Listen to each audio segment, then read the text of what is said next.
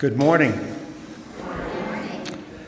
Welcome to the Unitarian Universalist congregation of Monmouth County. My name is Joseph Donahue, and my pronouns are he, him, and his, and it's my pleasure to serve this congregation as a member of our worship committee. Our sincere thanks goes out to the UUC MC Endowment for supporting today's service through its annual disbursement to the congregation. You can find more information on how you can help our endowment strengthen the mission of UUCMC at uucmc.org/giving/plan-giving. Whoever you are, whomever you love, however you arrived at this beloved place, you are welcome here. Our mission is to create community, transform ourselves, and transform the world.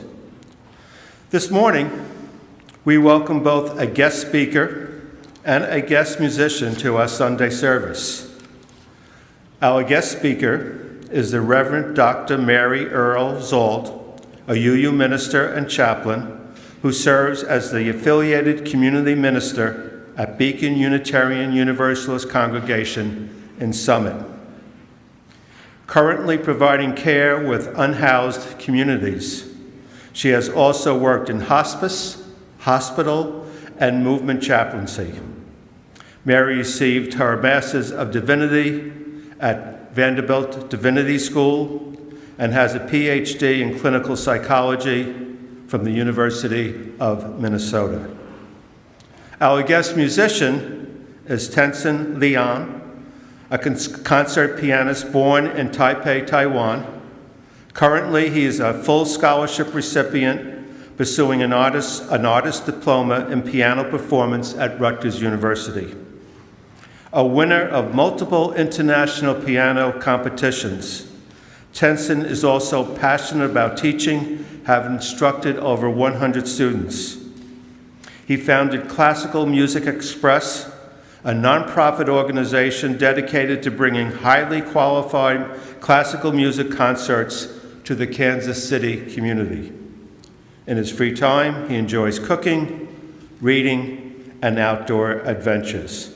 Again, we welcome both of you to our UUCMC community and are looking forward to your service this morning. I draw your attention to the back side of your order of service for announcements and service information for next week. For those on the live stream and for video viewers, the order of service link is available to you in the YouTube service description box. One special announcement, a celebration of life for our beloved Jean Perkins will be held this coming Saturday, February 1st at 11 o'clock a.m. After this service, refreshments will be served in the community room, and people of all ages are welcome to visit one another. Today, in celebration of Chinese New Year, which officially starts on Wednesday, January 29th, we are having a Chinese New Year soup luncheon. All are welcome to this fundraiser. Suggested donations is $10 for an adult, $5 for a child, and a maximum amount of $25 for a family. If you're new to us, please join us as our guest. And if you are new to us, please do check out our website, uucmc.org, where you can sign up to get all the latest news of our congregation by email. We look forward to getting to know you better. Please put your devices on silent as we enter into worship together. Welcome again to this place of love and hope.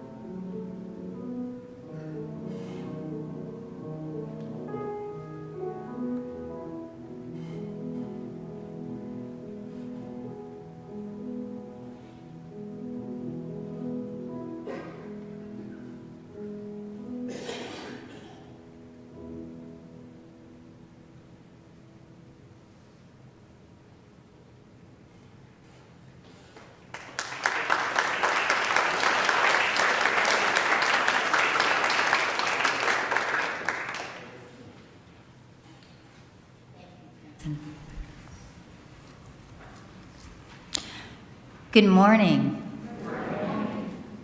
So I spent 20 years in the South. I'm going to try that again. Good morning. Good morning. Much better. Thank you.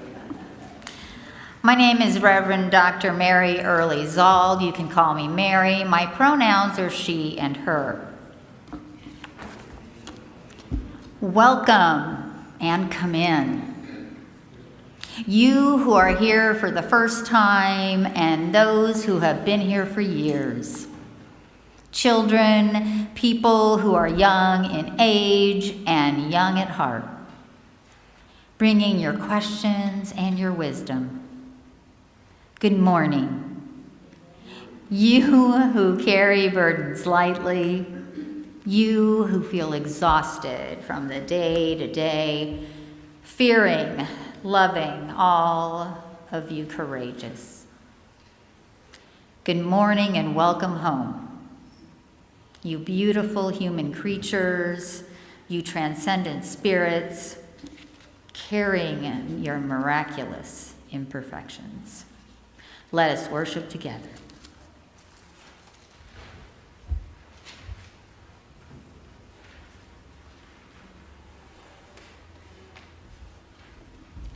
I call up Allison Donahue to light our chalice this morning.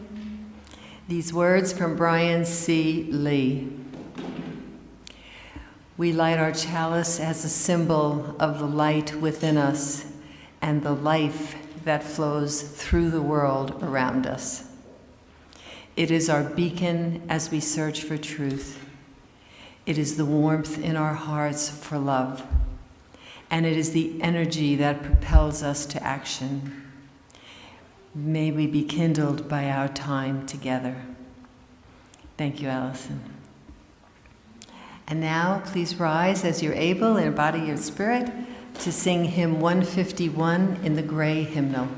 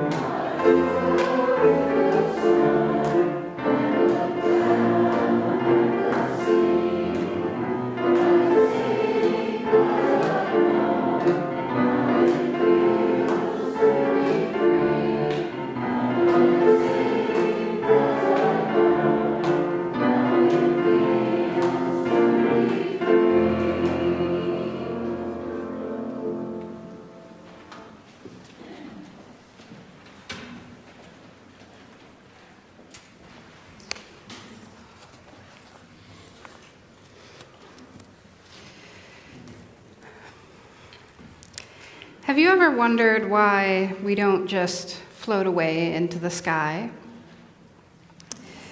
It's because of a force called gravity. Gravity is what keeps our feet on the ground, what pulls an apple down from a tree and even holds the moon in orbit around the Earth. It's a powerful force that we all live with, even though we can't see it.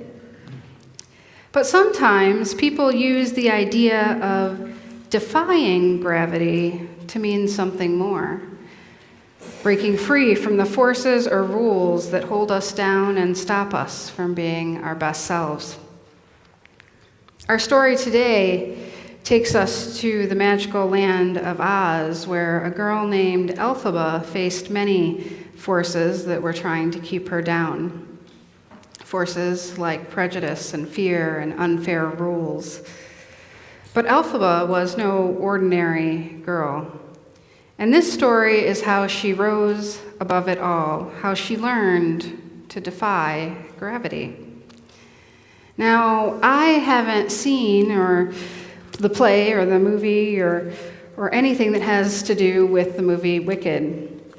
So Reverend Mary was kind enough to write up a summary of the story for us, and let's get into that. Once upon a time in the wonderful land of Oz, a much-loved baby was born. Much loved, that is, until she was born. Because you see, when she was born, she was green, and her parents just couldn't get over that. Her name was Elphaba. Years passed, and Elphaba grew up to be the best she could under a hard situation. Smart and caring about the issues of the day, she learned to ignore what others thought about her, and she also had certain powers. Now, these powers emerged when she was upset, angry, or having any kind of strong feelings. Elphaba tried her best to keep her shameful magic a secret because she noticed that it frightened people. But she dreamt of a day when she might meet the mighty Wizard of Oz and show him her skills. The wizard himself had special powers, so maybe he would be so impressed with her that he would change her to a normal color and take away her green. When Elphaba became of age, she moved away to college at Shiz, where she met many odd and interesting characters, including her professor, Dr. Dillamond, and Galinda. Now, in this land, the animals were as smart as anyone, and they were kind and brilliant. Dr. Dillamond is a goat. Galinda came from a respectable family, but she was self-centered, popular, maybe a bit airheaded. And Elphaba immediately disliked her. They were forced into being roommates and into learning together.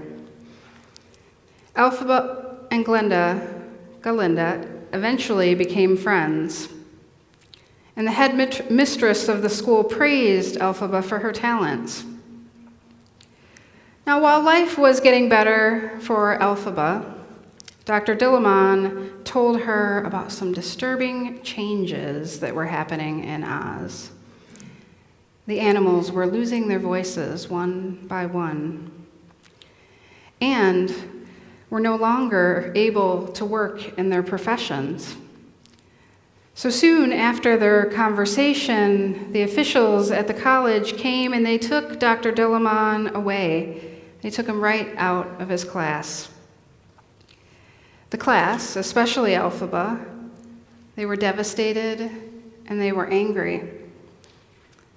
Galinda changed her name to Glinda in Dr. Dillamond's honor. Elphaba, and she decided to go on to the Emerald City to get help for the animals. They were seeking help from the great Wizard of Oz. After all, he was a wizard. When Glenda and Elphaba approached the wizard's throne, they felt scared and hopeful. But imagine their surprise when the wizard was just a man in a suit. Excited to meet Elphaba, the wizard sprang out to greet her and told her of his hopes that she would join him to create a better Oz.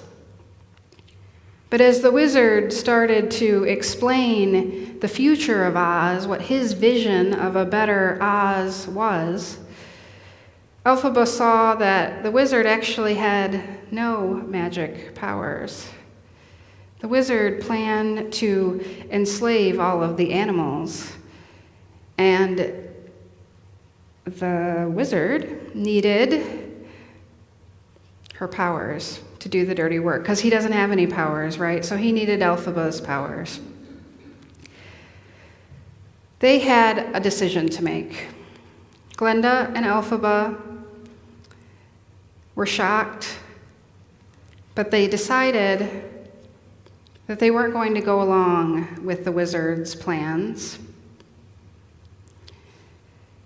They were dangerous. And so they decided, instead of going along with his plans, to resist.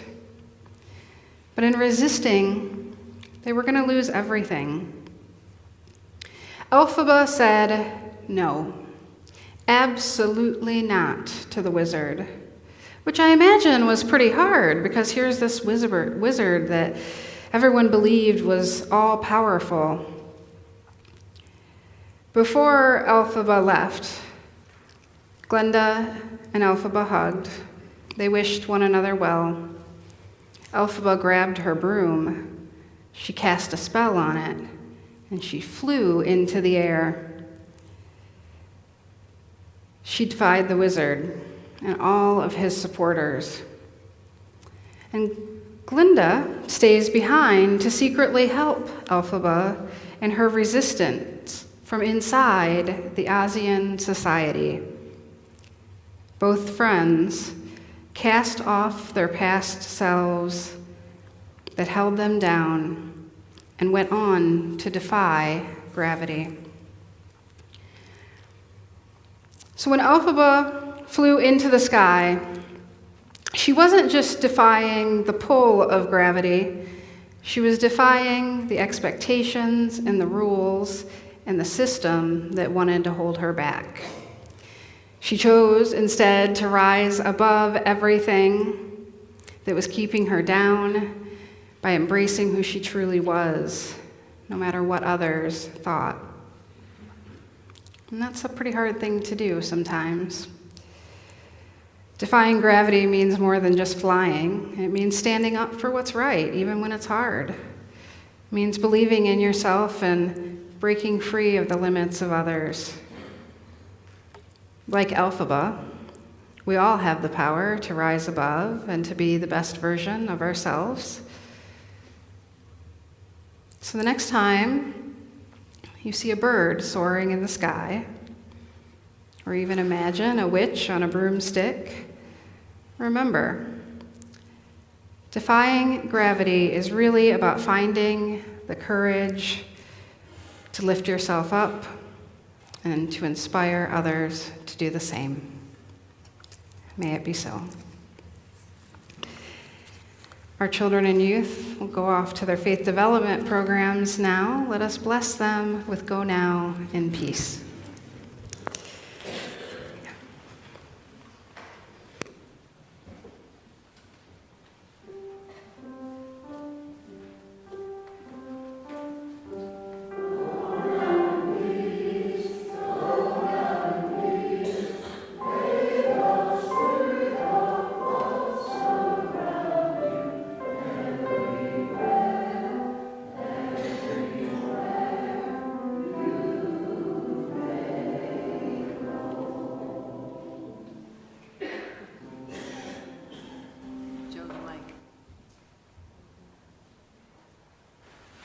Every week in this congregation, we are provided with an opportunity to practice generosity.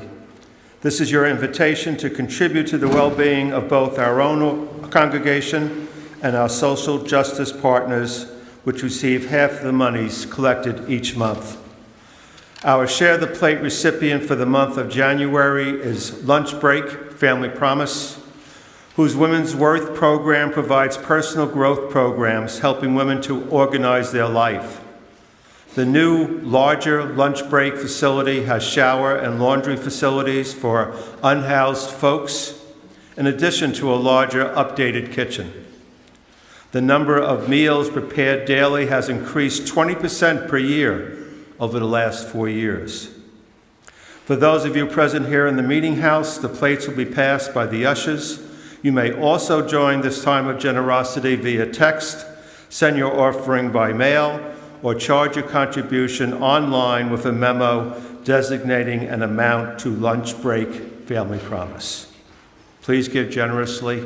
Thank you.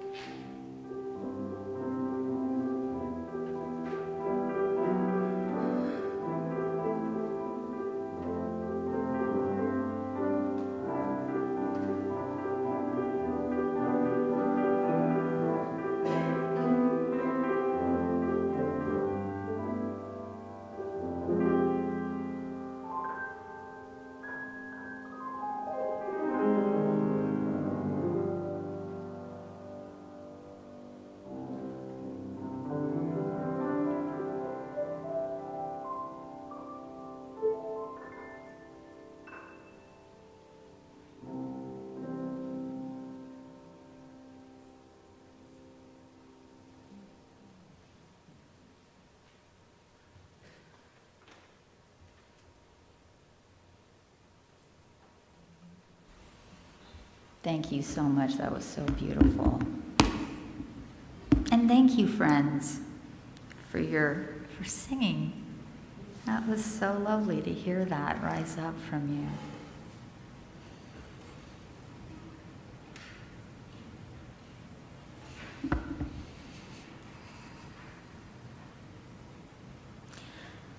Something has changed within me Something is not the same. I'm through with playing by the rules of someone else's game. Too late for second guessing. Too late to go back to sleep. It's time to trust my instincts. Close my eyes and leap. Those are the opening words of the song, Defying Gravity, from the musical Wicked, written by Stephen Schwartz. Elphaba sings them during the critical turning point of the story. And it's her response to the wizard's coercive attempt to lure her into using her powers for evil against Oz, as Michelle beautifully narrated in the story Wisdom. Remember, the wizard tells Elphaba and Glinda about his oppressive plans for the land, and Elphaba can get everything that she's always wanted. And she says no. Because she's not the same sad, alienated girl who thinks she has to fit in to be happy. And Glinda, for whom life is all about appearances and perfection and popularity, has changed too. She stays behind to help in her own way. Something has changed within them. Elphaba leaps into the air, a new life and a new story.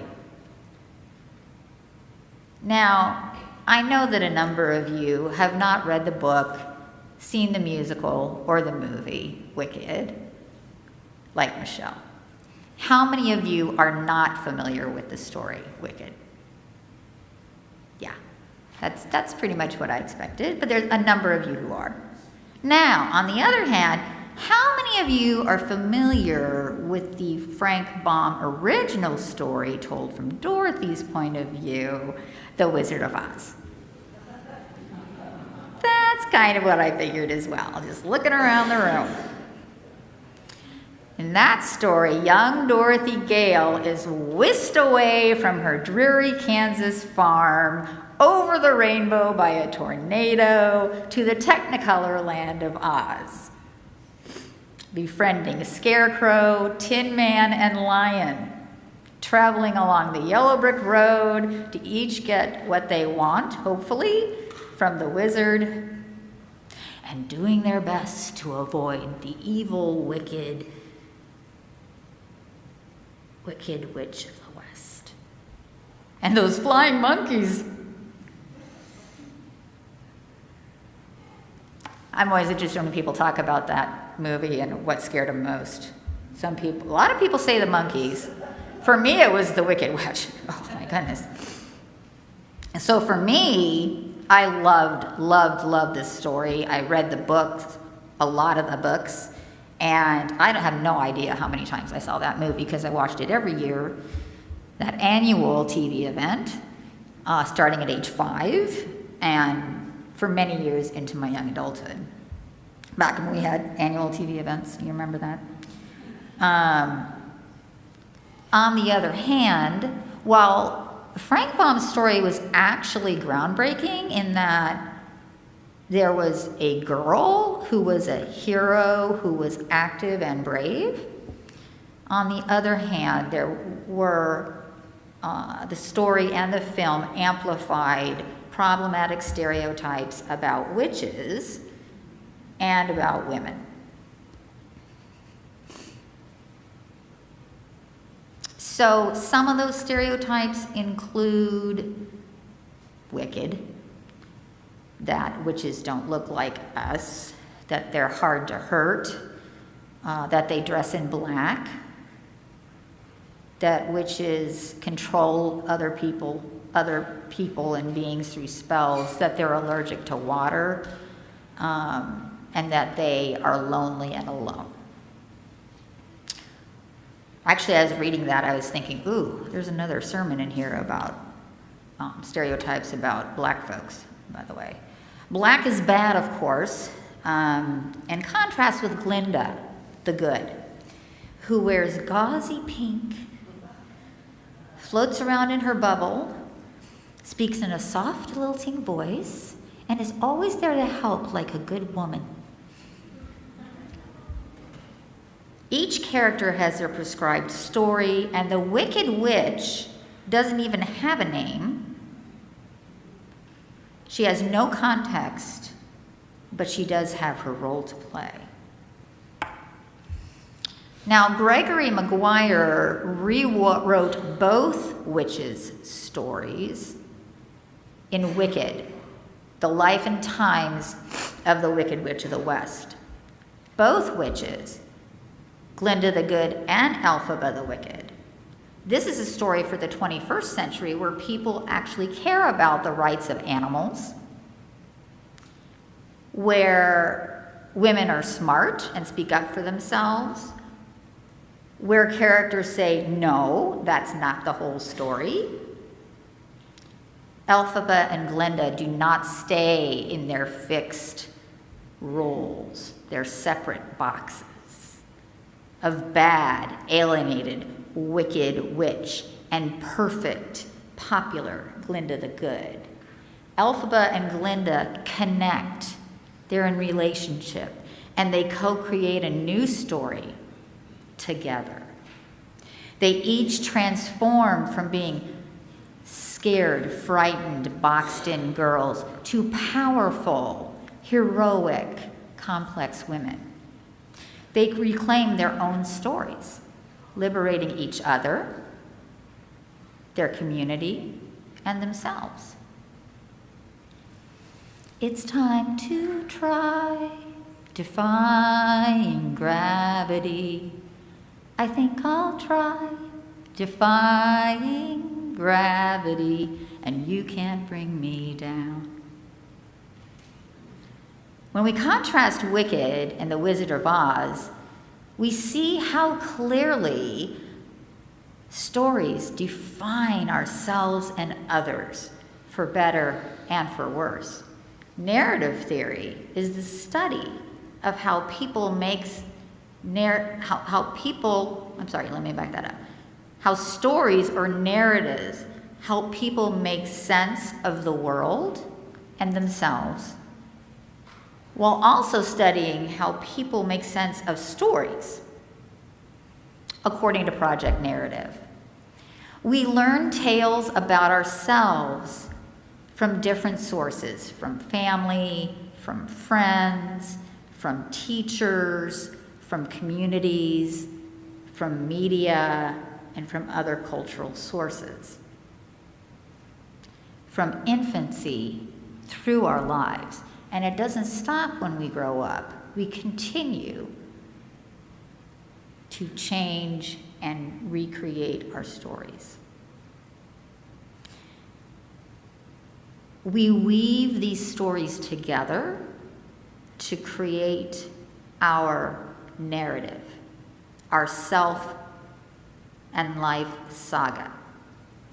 To make meaning of our experience, we tag and sort important life events that happen then into our narrative, depending on that story. Now, rigid, negative, one-dimensional stories about ourselves tend to burden us, hold us down, and lead to problems. Receiving flexible, life-giving, complex stories that are open to change lead to a more buoyant, resilient identity. The reality is, no matter how healthy we are, we all carry stories or aspects of our stories which can weigh us down and keep us from defying gravity. Psychologists have been helping people explore and understand their own narrative, reclaim their authentic selves, and heal for decades. So, paying attention to our stories, questioning them, and editing them as needed helps us grow empower ourselves, and rise above. So I'm going to give you a little example from my own life. I carried the story of clinical psychologist into my 30s. It fit that narrative. It fit my experience and served me well in my young adulthood, through it, my young adulthood, and through school, etc. But life had other plans for me. Tragically, I lost my father and my brother to HIV/AIDS within a short time of each other. And then I gave birth to an extremely premature daughter a few years later. By age 40, my self-story had changed and I didn't even know it. Trying to live according to a rigid old script held me fast to the ground. I was the most unhappy I had ever been. When I finally looked at my narrative, changed the title from clinical psychologist to minister, and rewrote the script to include roles of activist, preacher, and urban chaplain, life improved. It wasn't easy. It cost a lot. And I didn't do it on my own. And living as my authentic self, I've never been happier. Now, what does Elphaba, Glinda, the wizard, and my story have to do with us today on January 26, 2025? So, as you might be able to tell, I am both a musical theater and movie geek. Have been for a very long time. When I watch a musical or film, for the first time, I always ask myself, why now? Why are they putting this out now, and what does it have to tell us about what's going on in our world? So, raise your hand if you are familiar. Well, actually, raise your hand if you've seen the movie. Ooh, that's a number of you. Okay, so if you have seen the movie, or you're going to see the movie, if you do see the movie, you will certainly notice a certain similarity between the wizard and a certain president. And this president tends to instill a variety of emotions: fear, awe, wonder, anger. Fill in your own emotion, depending on the story we take in about him. Many people believe that we are living in a dystopian future imagined by science fiction authors, and I tend to agree. Briefly, climate change, increased class divisions, violence, intrusion into our private lives, and the rise in fascism are some signs of this. The wizards proposed Oz is a fascist state, and the disturbing changes in the story mirror actual and feared events abroad and domestic. Now, you may be aware of the serious concerns about fascism in the world and here in the United States. Fascism depends on narrative manipulation, using strategies like invoking a mythic past, propaganda, unreality, scapegoating, and several others. In fact, when I looked at this the other day, I said, there really aren't any tactics that don't involve controlling the narrative. It was very interesting. If you haven't heard of Jason Stanley, he's one of the primary respected scholars and authors about fascism, and so you can see him for more information. Now, while oppressive stories about others are particularly widespread and disturbing in the public square now, humans have always cast each other in inferior roles to gain the upper hand. It is frighteningly easy to call to mind the stories that we've heard about people in various marginalized groups. And this is one reason why fascism is a bigger threat than we have realized. Fascism pushes false narratives, fake news, about us individually and as a nation. I know you had a service about this story, narratives about the United States, so I was glad to see that context. The good news is that we each and collectively have a magic power to author our own stories, embrace our authentic selves, and reject the poison tales about our neighbors. Why don't we try defying gravity? Let's say goodbye, we're defying gravity, and you can't hold us down. How can characters like Elphaba and Glinda inspire us to respond during difficult times? We each start with ourselves, right? As you know, you always start with yourself. We reflect on our current narrative. What passages lift us up and which hold us back? Reclaim and rewrite our story to reflect our actual lived experiences. Next, pay attention to society's use of language in the larger narrative. Pay attention to the words that are used. Listen to the stories of marginalized people, people that society is trying to other. Listen to the stories from the people and center those stories. Challenge the stories which are scapegoating those people or objectifying those people. Practice courage in small ways, in whatever way we can. Standing out from the crowd. Be like Elphaba in that way. Embrace your green.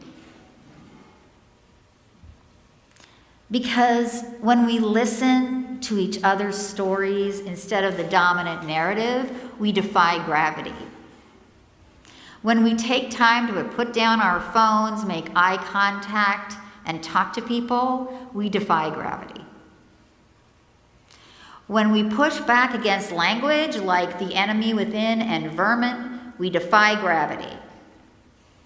When we watch for the chance to say no to popular, dangerous behavior, we defy gravity. We will all defy gravity. Yes, we will all defy gravity. And nobody that is or was is ever going to bring us down. Amen, Ashe, and may we be so.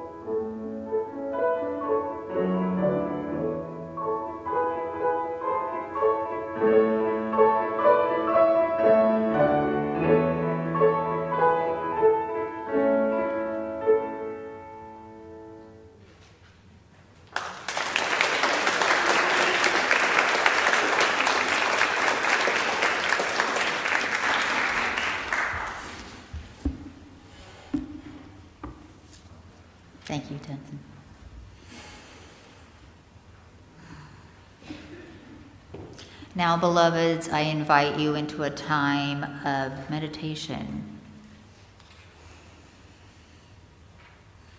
I invite you to find yourself seated comfortably, grounded on the earth, with as erect a posture as your body finds comfortable.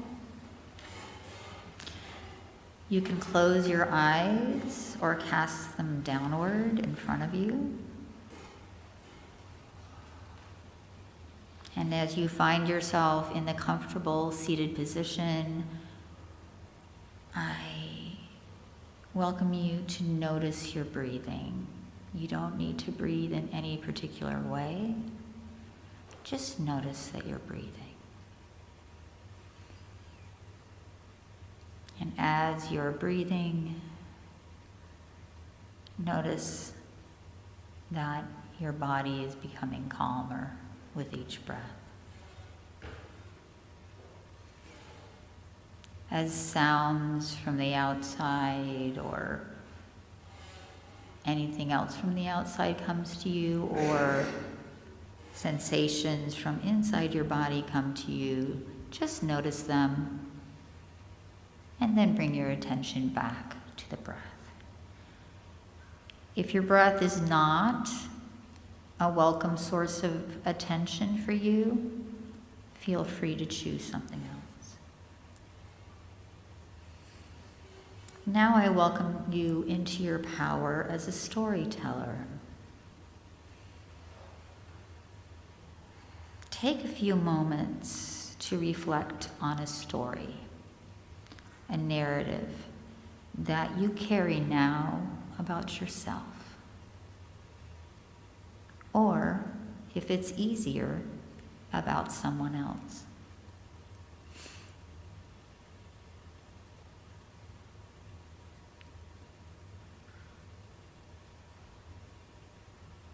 A story that weighs you down or clouds your vision for this time and that to come.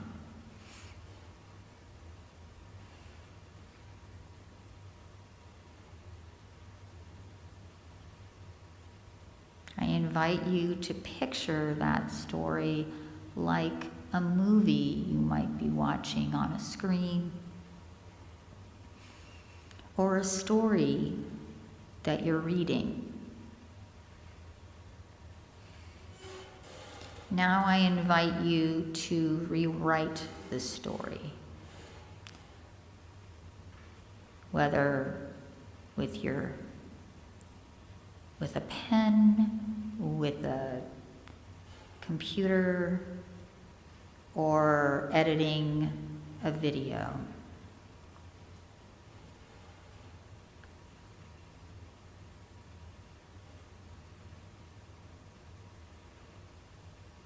Spend a few moments reviewing this story and editing it, changing it.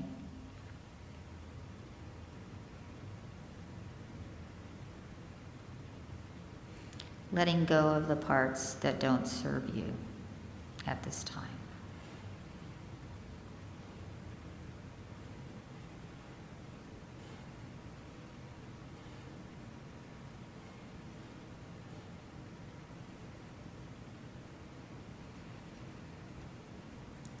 When you are ready,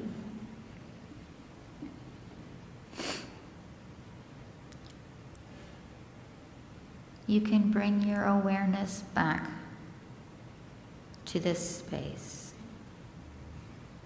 moving fingers and toes, opening your eyes, and becoming fully aware, and joining us again.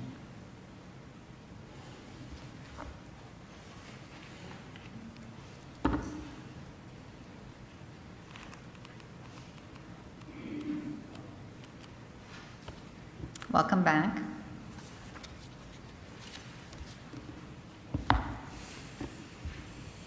And now please rise in body and or spirit and join us in singing number 1026 in the turquoise hymnal, If Every Woman in the World.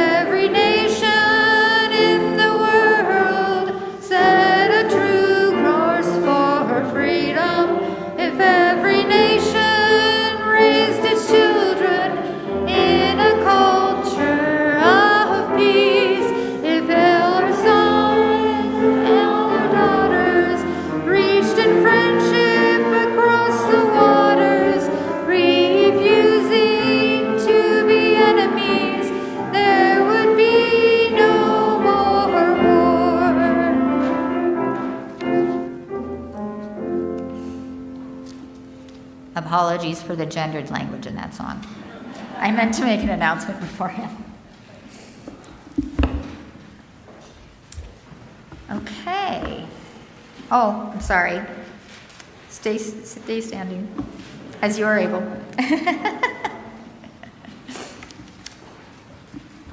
Up, down, up, down. Reminds me of my childhood as a Catholic. No kneeling, though. Now, as you are able and comfortable, please join hands with your neighbor and join me as I offer this benediction.